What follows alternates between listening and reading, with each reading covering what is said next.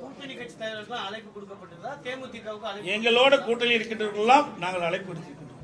தேமுதிக நீங்க கூட்டணியில் இருக்குன்னீங்க, இது வரைக்கும் அவங்க ஏத்துக்கல. அவர்கள் தான் ஜனவரி மாதம் தான் தேர்தல் அறிவிக்கிறேன்ட்டாங்க. 26 ஜனவரியில் அவருடைய மாநாடு நடைபெறுவதாக செய்தியிலே பார்த்தேன்.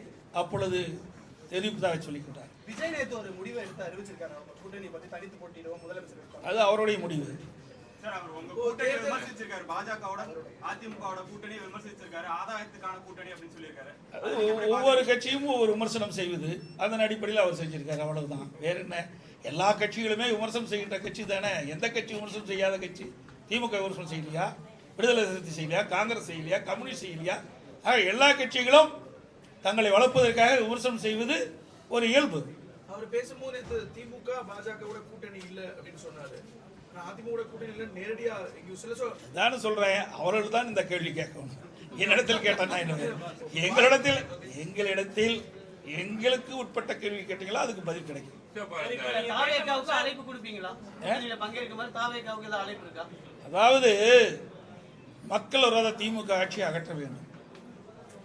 அதில் ஒத்த கருத்துடைய கட்சிகள் எல்லாம் இணைந்து தேர்தலிலே கூட்டணி அமைத்து போட்டியிட வேண்டும் என்பதுதான் எங்களுடைய நோக்கம். அந்த நோக்கத்திலே யாரெல்லாம் திராவிட முன்னேற்ற கழகம் அகற்றப்பட வேண்டும் என்று எண்ணுகின்றார்களோ அவர்களோடு நாங்கள் கூட்டணி வைப்பதிலே மகிழ்ச்சி அடைகின்றோம். அவர்களும் இதற்கு ஒத்துழைக்க வேண்டும் என்பதுதான் எங்களுடைய கருத்து.